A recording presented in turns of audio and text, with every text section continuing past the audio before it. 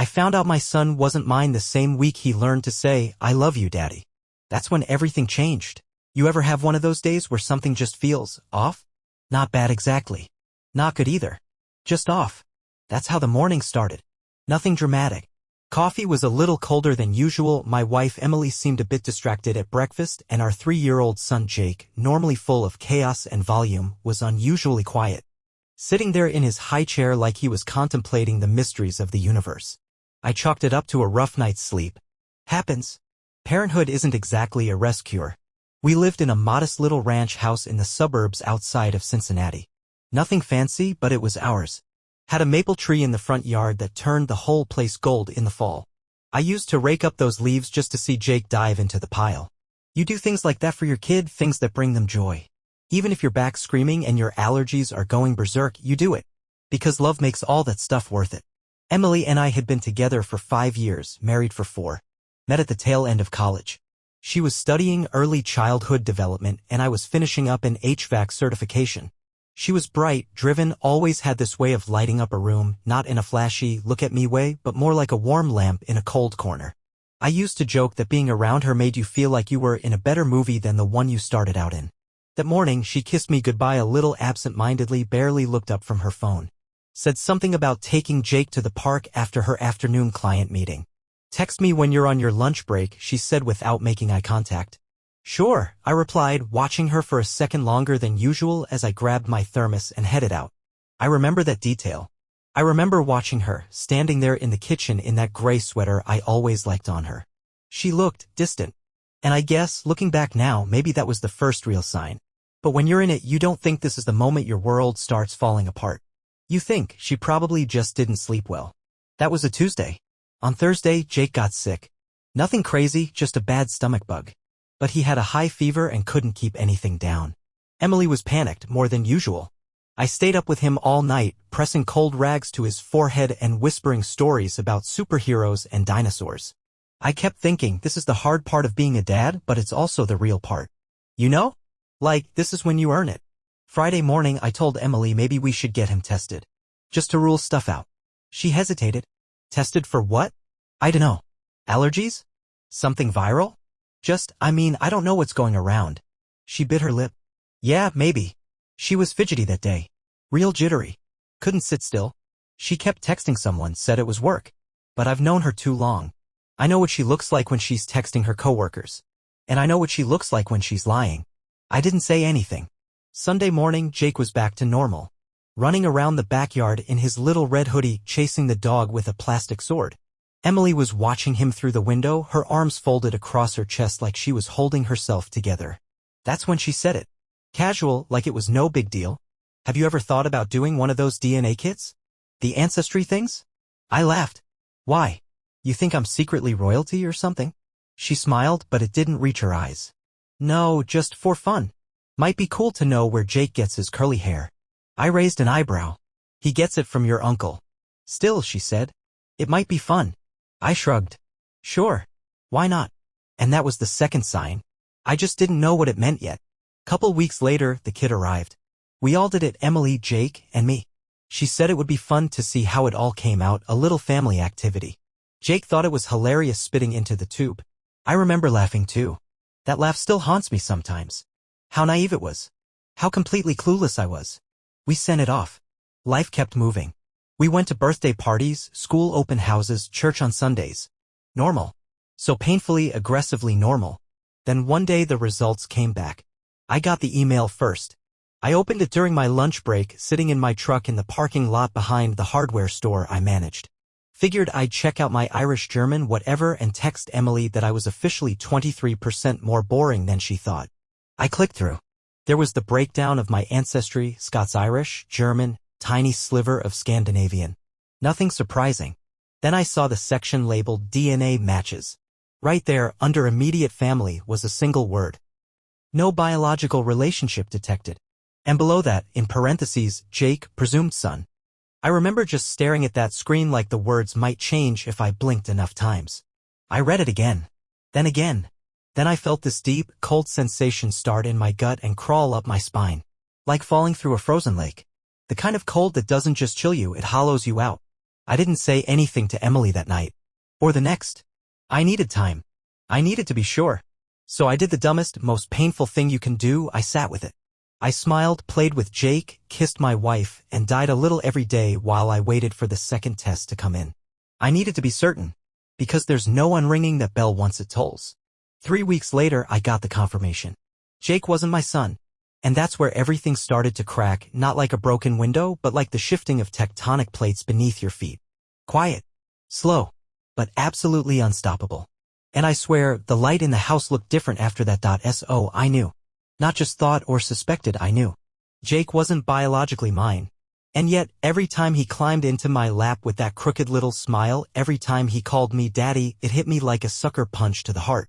Because see, knowing something and accepting it are two very different animals. One lives in your head. The other sinks its claws right into your chest. I didn't tell Emily right away. Don't ask me why. Maybe part of me hoped there was some wild, soap opera twist explanation. A lab mix-up. Maybe a mistake in the testing process. Heck, maybe Emily had secretly adopted Jake when I wasn't looking. I'd have taken any answer that made me wrong. But the truth doesn't play dress-up. And I couldn't unknow what I now knew. I started watching her more closely after that. Not in a creepy, paranoid way, just with that quiet suspicion that wraps around you like a cold coat. Her smiles looked more forced. Her phone was always upside down. Her texts made her flinch when they pinged. You start to notice things when you're paying attention. The worst part? She acted normal. Like nothing was happening. Like our little family wasn't hanging from a thread she knew she'd already cut. One night, we were watching TV, some crime show she liked, and Jake was asleep upstairs. She was curled up next to me with her head on my shoulder. I kept wondering, is she pretending? Or is she really this good at living a lie? Halfway through the episode, I turned to her and said, "Hey, can I ask you something?" She blinked up at me. "Sure. You ever feel like there's something we should talk about, but we're both pretending we don't notice it?" I was fishing, seeing if she'd take the bait.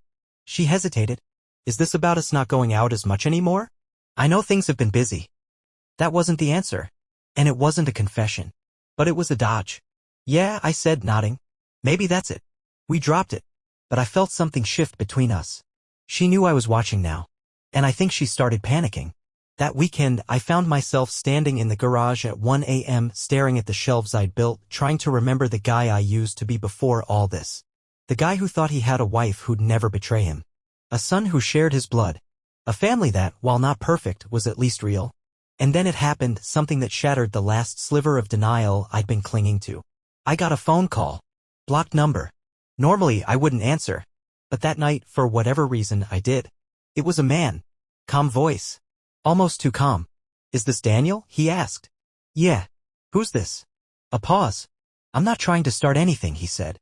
"But I think we need to talk. It's about Emily. You know that feeling when your stomach drops so fast it feels like you missed a step in the dark? That's what it felt like." I stepped outside, barefoot, the night air biting at my skin. "Who are you?" "My name's Brian," he said. "Emily and we were involved. A while back. I just found out she was married during that time. I didn't know. I swear, man, I didn't know." "When?" I asked. "Back in 2019. We met at a training seminar. It was casual, I thought. A few months. She never mentioned you. She said she was single, living with her nephew." He kept talking, but my ears had started ringing. 2019, that was the year before Jake was born. "Why are you telling me this now?" I asked. "She reached out again last week," he said. "Wanted to talk. Said she was going through stuff." I got curious, looked her up. That's when I found her Facebook. Saw the pictures. "Of you. Of the kid." I didn't speak. "I'm not trying to wreck your life," he said. "But I figured you deserved to know." He hung up before I could say anything else. I just stood there under the porch light, the cold concrete biting into my feet, listening to the soft hum of the neighborhood asleep around me. Everyone else dreaming their quiet, simple dreams. I went inside. Sat at the kitchen table. Stared at my hands for a long time. Then I did something I never thought I'd have to do. I looked up a lawyer. I didn't even know what I was looking for. Custody rights? Paternity fraud? Emotional support? Maybe just someone to tell me I wasn't crazy. That I had the right to be mad. To feel betrayed. I didn't sleep that night. The next morning, I told Emily I was taking Jake to the park. She nodded, still in her robe, sipping coffee, eyes on her phone, probably texting Brian, or someone else. Who knows? Jake and I played on the swings for an hour. He giggled every time I pushed him, yelling, "Higher, Daddy, higher," like he trusted me with the sky. And that's when it hit me hard. He didn't know. He had no idea. To him, I was Dad.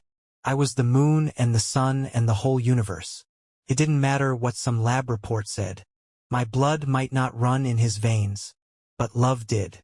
And that should count for something. But I also knew one thing for sure. I couldn't live in a lie anymore. That evening, after Jake was asleep, I sat Emily down at the kitchen table. "We need to talk," I said. She looked up, startled. "About what?" I slid the DNA report across the table. And just like that, the mask slipped. She stared at it for a moment. Then she looked up at me, her face unreadable. "How long have you known?" she whispered. "Long enough." Silence. Heavy. Suffocating. "I didn't mean for this to happen," she said quietly. "It was just one mistake. One night. I honestly thought he was yours." "Then why bring up the DNA kit?" I asked. She couldn't look at me. "Because deep down I think I always knew. I was just hoping you'd never find out." I stood up. That's when she started crying. But here's the thing. I wasn't angry. Not in the way you'd expect. I was empty. Just tired. Like I'd been holding my breath for months and finally let it out. "I need time," I said. "And space." "What about Jake?" she asked, voice cracking. I looked toward the stairs. "I love that boy with everything I've got," I said. "But I don't know what this means for us yet. All I know is we're not the same anymore. You did that. Not me." And then I left the house. Just walked. No destination. Just me, a hoodie, and a sky full of stars I couldn't make sense of. I stayed in a motel that first night. One of those chain places with a buzzing vending machine and soap that smells like citrus and bleach. It was just me, my phone, and a brain that wouldn't shut off. I sat on the bed for hours, fully clothed, trying to figure out what came next. It's funny. People think betrayal hits like an explosion, loud, fiery, final. But it doesn't. Not really. It's more like a slow leak in your soul. You don't even realize it at first. You just notice one day that everything feels off. Like your life is a shirt that doesn't fit anymore, but you don't remember growing out of it. I turned my phone off. I wasn't ready to hear from her. Didn't want to see her name flash across the screen. Didn't want to hear her say, "I'm sorry," in that voice she always used when she broke something and wanted me to fix it. This wasn't a broken plate. This wasn't something that duct tape and a calm conversation could mend. This was us. And we were fractured in a way that didn't have a manual. The next morning, I went to work like nothing happened. Clocked in. Ran morning reports. Helped a guy pick out the right drill bits for a deck project. Nodded along while my coworker Mike rambled on about his fantasy football league like the world wasn't caving in around me. I kept it together until lunch break. That's when I saw the photo on my phone. Jake and me last summer. Both of us wearing matching Reds caps, popsicle stains on our shirts, grinning like fools. And I lost it. Had to step outside. Leaned against the side of the building, hands on my knees, trying to breathe through whatever was breaking loose inside me. Because here's the truth I hadn't said out loud yet. I still loved that kid like he was mine. Because he was mine. Not by blood. By choice. But what did that even mean now? I couldn't shake the questions. Could I still be his dad? Would the courts see it that way? Did I even want to fight for custody? Would I be dragging him through something that wasn't his fault just because I couldn't bear to lose him? When I finally turned my phone back on, I had 17 missed calls from Emily, 3 voicemails, a few texts. The first one just said, "Please come home. Jake keeps asking where you are." That hit harder than I'd expected. Because Jake didn't understand DNA tests or infidelity. He just knew his dad was gone. And nobody was telling him why. The next text said, "I'll do anything, Daniel. Please, don't punish Jake for what I did." And that's when the anger finally came. Not the hot, screaming kind. The cold kind. The kind that tightens in your chest and makes you feel like a stranger in your own skin. Because I hadn't left Jake. She had. The moment she lied. The moment she let another man into our bed, into our lives. She made that choice. I was just picking up the pieces. That night, I went to my brother's house. Now, if you knew my brother Mark, you'd know he's not exactly the warm and fuzzy type. Army vet, works construction, built like a fridge with opinions. But the second I showed up at his door with a duffel bag and no explanation, he didn't ask questions. Just said, "You hungry?" and handed me a beer. We sat on his porch, watching his dog chase moths, and I told him everything. I expected judgment, maybe some tough love. But Mark surprised me. He just listened. When I was done, he let out a low whistle and said, "Man, that's some soap opera crap right there." We laughed. For the first time in days, I actually laughed. He leaned back in his chair. "You still love the kid?" "Yeah," I said. "More than anything." "Then that's all that matters. Blood's just biology. Being a dad, that's something else." And as simple as it sounds, that stuck with me. Emily texted again the next morning. "Jake has a drawing for you. He asked if you were mad at him." I didn't know what to say. I stared at that message for a long time. And then I drove back to the house. She opened the door before I even knocked. Looked like she hadn't slept. Her eyes were puffy, hair pulled back, wearing one of my old sweatshirts she used to steal for comfort. I felt a flicker of something, but it wasn't love. It was grief for who we used to be. Jake came bounding down the hallway. "Daddy!" He leapt into my arms before I could even kneel. And that's when I knew. He was still my son, no matter what some tests said. Emily stood there watching us, and I saw something shift in her face. Relief mixed with shame. "I'm not staying," I said, still holding Jake. "But I wanted to see him." She nodded. "I understand." We sat on the floor and played with his blocks. He showed me a stick figure drawing of the three of us holding hands. I couldn't help but notice the figure in the middle was taller than the one labeled Mom, Jake's dad, me. Later, when he napped on the couch, I asked her the question I'd been dreading. "Does he know?" Emily shook her head. "No, he doesn't know anything." I thought I could keep it buried forever. I rubbed my hands over my face. "You're going to have to tell him one day. Maybe not now. Maybe not for a long time. But someday." "I know," she said quietly. Then I looked her in the eyes and said, "I'm not walking away from him. If I have to fight for visitation, I will. But I won't let your mistake become his burden." She nodded. "I don't want to take you from him." I left with that. It wasn't closure. It wasn't a plan. But it was a start.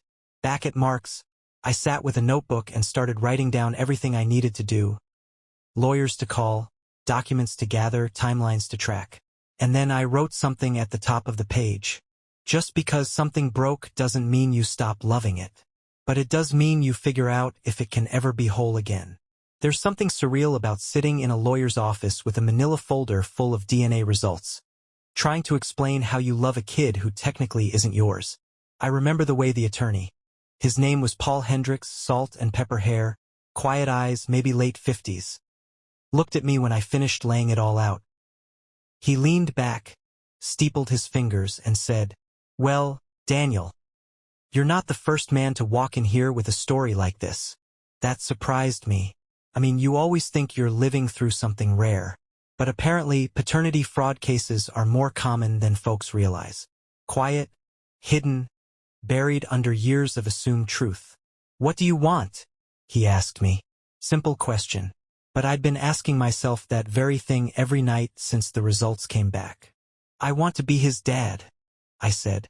Paul nodded slowly. "All right, then let's talk options." That meeting lasted 2 hours.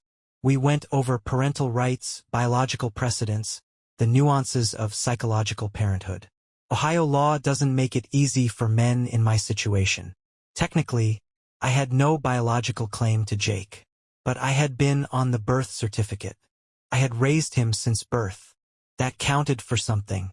"Custody's off the table unless she's unfit," Paul said. "But shared parenting? Visitation? A formalized agreement? That's doable if she cooperates. And if she doesn't? Then we take it to court." I walked out of that office with a folder of papers and a head full of questions. It wasn't just about love anymore. It was about rights. About fighting for them. I told Emily I wanted a formal agreement. No more assumptions. No more goodwill handoffs of Jake like I was a babysitter. Her face tightened when I brought it up. She didn't argue. She just looked sad. I always knew this day might come, she said quietly. That makes one of us, I replied. I didn't say it with anger. Just truth. We agreed on a temporary schedule, weekends with me, weeknights with her. She said she'd get a lawyer. I said that was a good idea. The first weekend Jake stayed with me at Mark's place, I was nervous. Like I was being tested somehow, even though I knew how to be his dad. I'd done it every day for 3 years. But this was different. This wasn't just pancakes and bedtime stories. This was building a world from scratch with only half the pieces. Mark had gone out of his way to make the guest room kid-friendly. Bought a race car bed from Craigslist. Painted stars on the ceiling. Even got a little nightlight shaped like a rocket ship. Jake loved it. We played Legos. Went to the zoo. Ate too much pizza. But Sunday night, as I tucked him in, he looked up at me and asked, "Why don't you live with us anymore?" It hit like a hammer. I crouched beside the bed. Brushed his hair back from his forehead. You know how sometimes grown-ups make mistakes? He nodded slowly. Well, I said, sometimes those mistakes make it hard for people to live in the same house. But I'm still your dad. And I'm still here. Always. He stared at me for a long second. Are you mad at me? That's the part that broke me. I wrapped my arms around him and whispered, never. Not even a little bit. You're the best thing in my whole world. He fell asleep with his hand in mine. That night, I sat in the living room, lights off, thinking about everything I'd lost, and what I still had to fight for. The next few weeks were a blur. Work during the day. Phone calls with lawyers at lunch. Court documents. Financial statements. Parenting schedules. Mediation prep. I was learning a whole new language. Legalese mixed with heartbreak. And Emily, well, she was trying. She never tried to keep Jake from me. I'll give her that. But the tension between us was thick. Our conversations were short, practical. Drop-offs, pickups, medicine reminders. No small talk. No eye contact.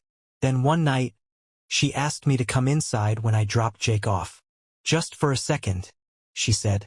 I hesitated, but followed her in. She handed me a box. This was in the attic. Your things. Thought you might want them. Inside were drawings Jake had made over the years. Father's Day cards. His first onesie. A picture of the 3 of us at the pumpkin patch, all smiles and mud-stained boots. I sat down on the couch without meaning to. She sat across from me. I'm sorry, Daniel, she said. I know I've said it before, but I need you to know. I never stopped loving you. I looked at her. The woman I married. The woman who broke my heart in the quietest, cruelest way. I loved you, I said. Maybe I still do somewhere. But right now I don't trust you. And I don't know if I ever will again. She nodded. Tears slipped down her cheeks. I stood. But I appreciate the box. I walked out with it tucked under my arm, like a museum of a life that used to be mine. That night, Jake called me from his mom's phone. He'd drawn another picture. This time it was just the 2 of us. Me and him. Stick figures again. But this time we were both wearing capes. You're my hero, he said sleepily into the phone. I choked on the lump in my throat. You're mine too, buddy. I've never been inside a courtroom before that day. Not as a juror. Not as a witness. And definitely not as a man sitting across from his ex-wife, filing paperwork to secure time with a child that, on paper, wasn't even his. I remember gripping the edge of the polished wood table, trying not to look like my palms were sweating through my shirt cuffs. The courtroom was colder than I expected. Sterile, almost. Like even the walls were afraid to feel anything. Emily sat 2 tables over. Her lawyer, a sharp-looking woman in a burgundy blazer and a silver watch, whispered something to her. Emily didn't nod, didn't speak, just stared straight ahead. I brought Paul, my attorney. He wasn't flashy, but he had this steady presence, like the human version of a seatbelt.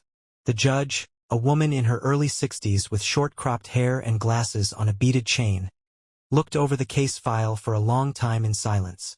Then she adjusted her glasses and asked, "Mr. Lewis, do you understand that you have no biological claim to the child in question?" "Yes, Your Honor," I said. "And yet you are seeking shared legal custody?" Cleared my throat. "Yes, because I've raised Jake since birth. I've been there for every first step, every fever, every school form. I may not be his biological father, but I'm his father in every other way." There was a pause. "Miss Walsh?" the judge said, looking at Emily. "Do you oppose this motion?" Emily didn't answer right away.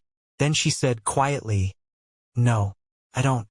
That surprised everyone in the room, including her lawyer, who quickly whispered something like, "We talked about this." The judge raised her eyebrows. "So you're in agreement?" Emily nodded. "He's Jake's dad. Whatever else I did, I can't change that." I didn't realize I was holding my breath until I let it go. We weren't done, not even close, but that was the first time she'd said it out loud in front of strangers under oath. That mattered. But then came the curveball. "Your Honor," Emily's lawyer spoke up, clearly recovering from the surprise. "There is another matter my client wishes to raise. It concerns the biological father." Everything in me went still. The biological father.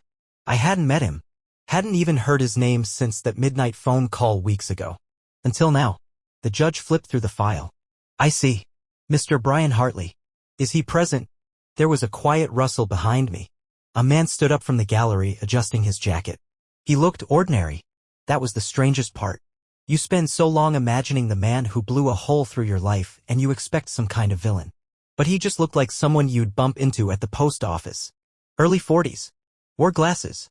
Hands clasped in front of him like he wasn't sure what to do with them. "This is Mr. Hartley?" the judge asked. Emily nodded.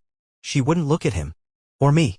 "Mr. Hartley has filed a motion for a paternity petition," her lawyer said. "He's requesting visitation rights." You ever been punched in the chest without being touched? That's what that moment felt like. I looked at Paul. He gave me this look that said keep calm, even though I felt like my ribs had just folded in on themselves. The judge sighed. "Mr. Hartley, why now?" He stood and cleared his throat. "Your Honor, I didn't know Jake was mine. I didn't even know Emily had a child until a few weeks ago. But now that I do, I want to be part of his life." He said it so simply. So cleanly. Like he wasn't detonating a bomb at my feet. I didn't say anything then. I couldn't. It was like my mouth forgot how to shape words. Jake had two men in his life now, one who raised him and one who had the biology. The court recessed for the day to review the filings. Outside, I walked into the parking lot without thinking. Just trying to breathe. That's when I heard a voice behind me. "Daniel." I turned. Brian was standing there. Alone. "I didn't want to blindside you like that," he said. I didn't answer. I just thought. "What exactly did you think, Brian?" I asked, finally turning toward him. "That you'd show up, say a few magic words, and get to be dad now?" He looked down at the pavement. I didn't even know he existed. If I had, maybe things would have been different. "You think I care about maybe?" I said, my voice quiet but sharp. "You're a stranger to him." "I'm not." "I know," he said. "And I'm not trying to take that away." "Then what are you trying to do?" He hesitated. "Make things right?" That's when I finally looked him in the eye. And all I saw there was uncertainty. Not arrogance. Not entitlement. Just a man who'd walked into something far bigger than he expected. "You can't undo what happened," I said. "None of us can. But if you push your way into his life without care, you're not making things right, you're just adding more wreckage." He nodded slowly. "I'm sorry. Truly." And then he walked away. I stood there, heart-thudding, watching him disappear into the lot. And I realized something important. This wasn't going to be a clean fight. There were no villains. Just broken people standing in the ashes, trying to figure out which pieces still fit. Court resumed a week later. Same cold room. Same stiff chairs. Same judge with that calm voice that could make a death sentence sound like a bedtime story. I'd barely slept. Every time I closed my eyes, I pictured Jake, running down the hallway with that blue dinosaur shirt he loved, yelling "Dad." And then disappearing. Like someone hit the erase button. Emily was quiet that morning. She gave me a nod when I walked in, but it was the kind of nod people give at funerals. The air felt like grief. And then there was Brian. He looked more nervous this time. Suit didn't quite fit. Kept wringing his hands like he wasn't sure what he'd signed up for. He smiled at me once, one of those unsure am I allowed to be here kinds of smiles. I didn't smile back. The judge opened her notes and said, "We've reviewed the case and considered the unique circumstances. This is not a typical custody hearing. There are no clear answers and no winner-take-all solution. But one thing is clear, the child, Jake, is loved. That is more than many children have." She turned to me first. "Mr. Lewis, you have acted as a de facto father since the child's birth. You are listed on the birth certificate and the court recognizes your role in Jake's emotional and developmental life. As such, you are granted shared legal custody." I let out a breath I hadn't realized I was holding. "But," she continued, "given the emergence of the biological father, and considering his willingness to be involved, Mr. Hartley is also granted limited visitation under supervision." My stomach tightened. "However," she said, raising a hand before anyone could speak, "the court is placing the well-being of the child first. This means a gradual introduction, guided by a licensed family counselor, and strictly monitored. No overnight visits. No unsupervised time." She looked at Brian. "If at any point the court believes this involvement is harming the child or creating instability, visitation will be revoked." Then she looked back at me. "And to both of you, fatherhood isn't earned in a courtroom. It's proven every single day. Remember that." Just like that, the gavel dropped. Bang. That was it. I walked out feeling like I'd just been handed half a victory and half a heartbreak. Emily met me outside. She had her arms crossed, eyes watery but steady. "I didn't know he'd ask for visitation," she said. "He told me he just wanted to do the right thing." "People always say that," I said. "Right before they make things worse." She nodded. "He won't take Jake from you." "I know," I said, then paused. "But he's still going to be there, and that changes things." A few days later, Jake had his first session with the family counselor, a soft-spoken woman named Dr. Connors who had a calming presence and an office full of toys. Jake loved it, thought it was a playdate. Brian came to the second session. I waited in the car, watching through the window like a dad staking out his own life. I watched Jake look up at him. Not scared, not confused, just curious. Brian smiled nervously, said something I couldn't hear. Jake handed him a plastic fire truck. That hurt more than anything. Not because I was afraid Jake would stop loving me, but because he was so open, so innocent. No clue that the man sitting across from him had knocked my whole world off its axis. The next weekend, Jake was back with me. We built a pillow fort, made grilled cheese, and stayed up way past bedtime watching Toy Story for the 100th time. During the quiet part of the movie, the one where Woody realizes Buzz will always be part of Andy's life, Jake leaned over and whispered, "Daddy, is that other guy going to be around a lot?" My throat closed up. I kept my eyes on the screen and said, "Maybe, but he's just someone who wants to be nice to you. But you're my real dad, right?" I looked at him, at those wide eyes that trusted me with everything he knew. "I'm always your dad," I said. He nodded once, satisfied, and leaned into my shoulder. And that's when I realized something. It wasn't about what I could prove on paper. It wasn't about court orders or bloodlines. It was about every scraped knee I kissed, every toy I fixed, every time I got up at 3 a.m. just to check if he was breathing. It was about being there, being his. Brian could be in the picture, but he would never be me. And that night, as Jake snored softly under a roof held up by couch cushions and blanket clips, I wrote something down in a notebook I've carried since the start of this. I didn't lose a son when I got the truth.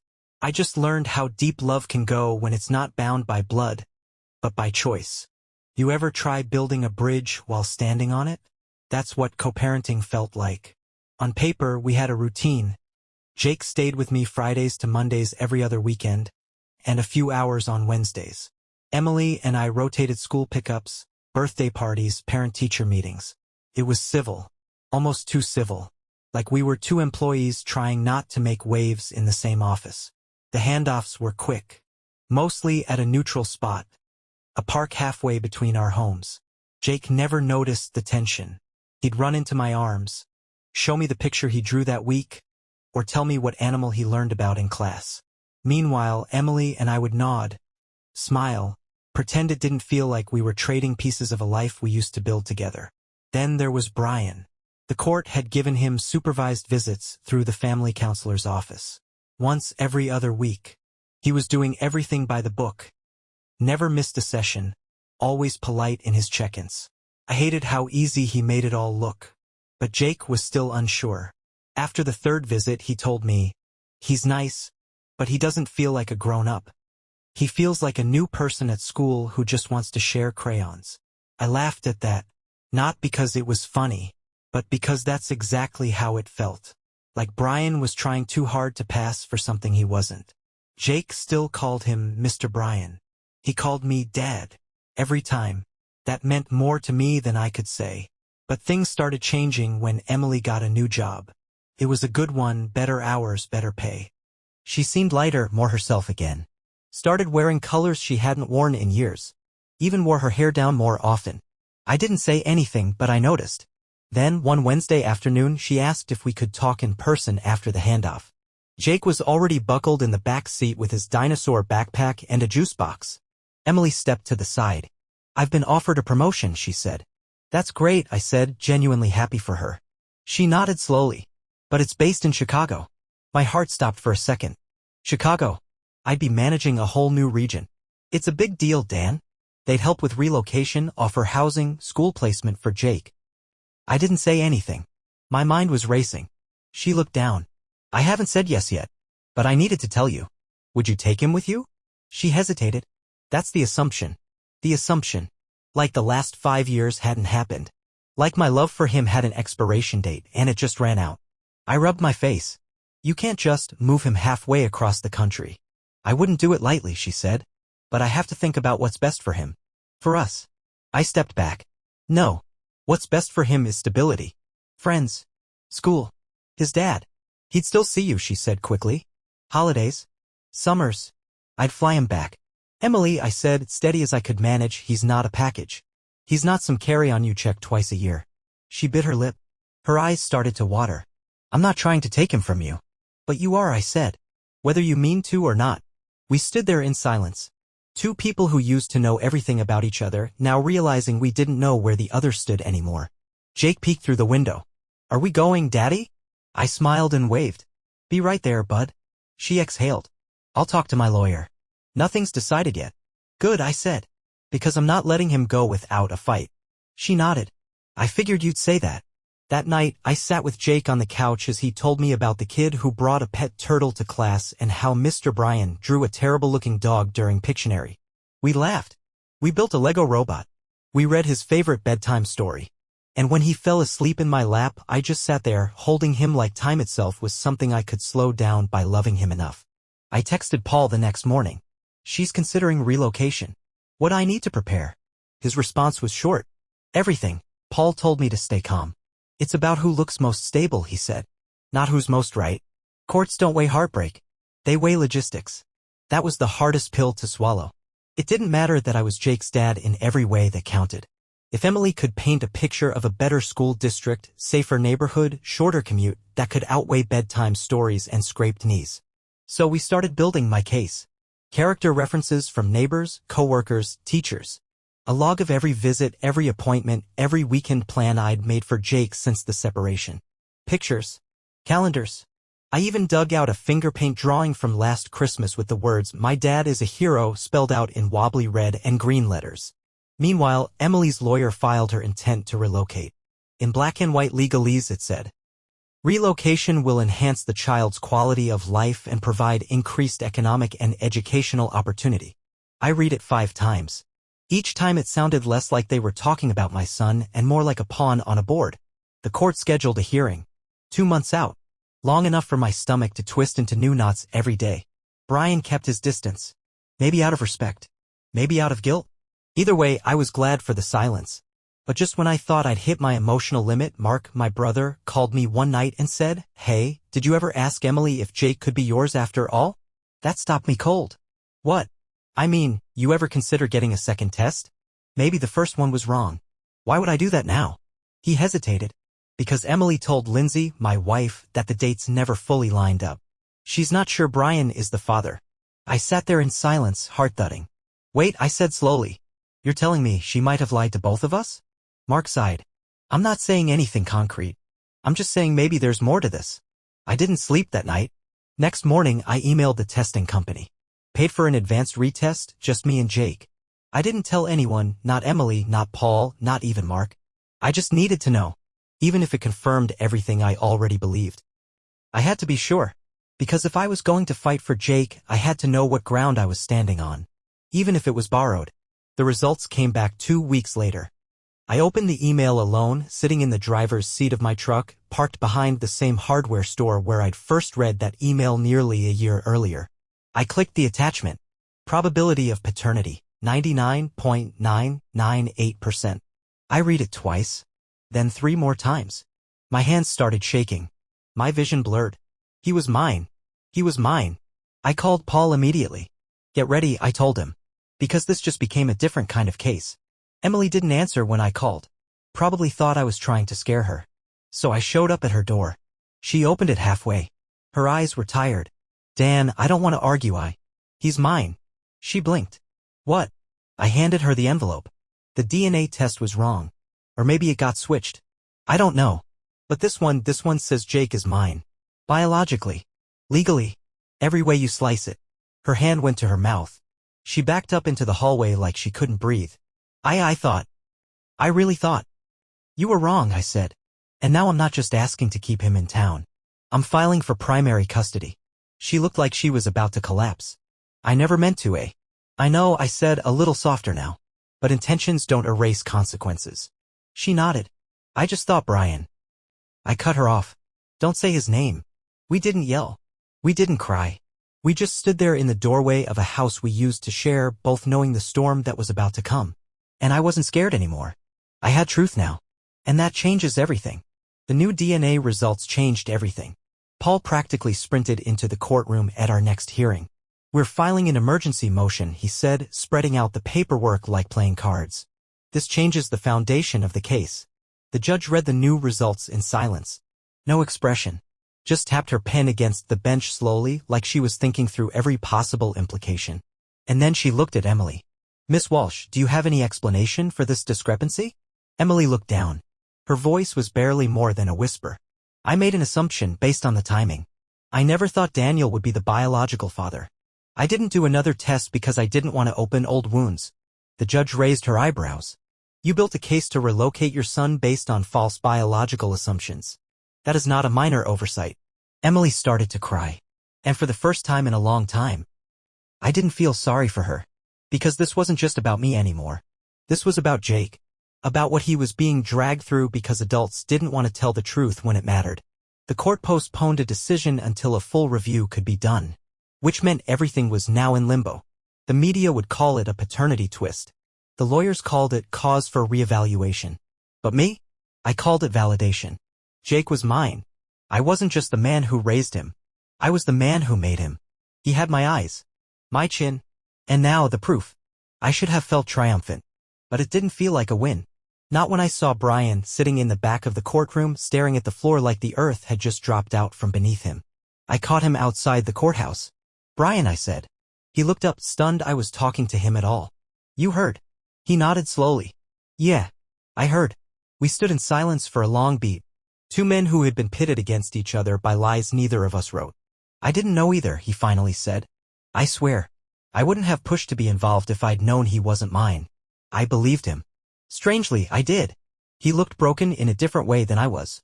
Like someone who just realized the connection he thought he was building wasn't his to build. I saw the way Jake looked at you, Brian said. I thought maybe I could be something to him too. I didn't speak. Then he added quietly, what happens now? You walk away, I said. Clean. No bad blood. You made your effort. You meant well. But now he doesn't need more confusion. He needs peace. He gave me a sad nod. Yeah, I get it. He offered his hand. I hesitated, then took it. It wasn't forgiveness. But it was something like closure. A week later, Emily formally withdrew her relocation request. No fanfare. No press release. Just a quiet filing at the courthouse, followed by an even quieter text. I'm sorry. Again. For all of it. I didn't reply. Jake stayed with me that weekend. We went to a fall festival outside town, corn mazes, pumpkin painting, hay rides. He ate too much kettle corn and tried to win a goldfish but dropped the plastic bag on the way back to the car. We buried the poor thing behind the garage, complete with a stick cross and a 5-minute funeral. That night, he looked up at me while brushing his teeth and asked, "Are you gonna move away?" I shook my head. "No, bud. I'm not going anywhere." "Promise?" I bent down and looked him right in the eyes. "I promise." And I meant it. Every syllable. Later, after he fell asleep on the couch watching a movie, I pulled the blanket up over him and just sat there watching the soft rise and fall of his chest. And I thought about everything. The lies. The lawyers. The man I was a year ago. The man I'd become. And I wrote one last thing in that same old notebook I'd been scribbling in since this whole thing began. Being a father doesn't start with a test. And it doesn't end with one either. It lives in moments. In promises. In the quiet decision to show up even when everything else is screaming for you to leave. A year passed. Just like that. One minute I was standing in a courtroom defending my right to be a father, the next I was helping Jake practice for his school play. He was a tree, by the way, and took his role very seriously. He stood in the living room for hours, arms stretched wide, saying, "I am the forest," with the dramatic intensity of a Broadway audition. I'm not saying he nailed it, but there were tears in my eyes by curtain call. That was the new normal. Not easy, but settled. Emily and I never fully found our way back to friendship, but we'd figured out a kind of rhythm. Pickups and drop-offs stopped being tense exchanges. We talked about school schedules, dentist appointments, missing socks. All the little things that make up raising a kid. That was our common ground now. And to her credit, she never tried to push the boundary again. Brian faded quietly from the picture. No drama, no resentment, just distance. He sent one final email. "Thanks for letting me be part of something, even if it was brief. I wish you both nothing but peace." I never responded. Not because I held a grudge. Just because sometimes silence is the kindest goodbye. And Jake? He grew. Got taller. Lost his 2 front teeth. Became obsessed with dinosaurs, then space, then bugs. I kept every scribbled drawing, every weird craft he brought home from school. My fridge looked like a kindergarten art gallery. But the moment that stayed with me most came one night in spring. We were sitting on the porch. Jake was licking a melting popsicle, legs swinging off the edge of the bench. The sky was soft pink, the kind that makes you feel like the world is holding its breath. "Daddy?" he asked. "Yeah, bud. When I grow up, can I be a dad like you?" I froze. Not because I didn't know what to say, but because I knew exactly what I wanted to say. I put my arm around his little shoulders. "You can be even better." He smiled, wiped cherry syrup off his chin with his sleeve. "I think I'll be a firefighter too. And maybe a baker." "Busy schedule," I said. He nodded. "Yeah, but I'll still come home in time for dinner." Later that night, after I'd tucked him in and turned off the light, I sat in my office flipping through an old photo album. One of the few things I saved from the life Emily and I had started together. I stopped at a picture Jake, maybe a few months old, sleeping on my chest. My eyes half closed, hand resting gently on his back. It hit me then. We spend so much time chasing definitions. Looking for answers. But some things don't need to be proven. They just are. That boy? He was mine. Always had been. Not because a judge said so. Not because of a swab and a lab report. But because I chose him. Every day. Through every storm. And in the end, love isn't about being first. Or right. Or even perfect. It's about staying. That's what I hope Jake remembers. Not the court dates. Not the confusion. Not the people who hurt each other trying to do what they thought was best. But the fact that I stayed. No matter what.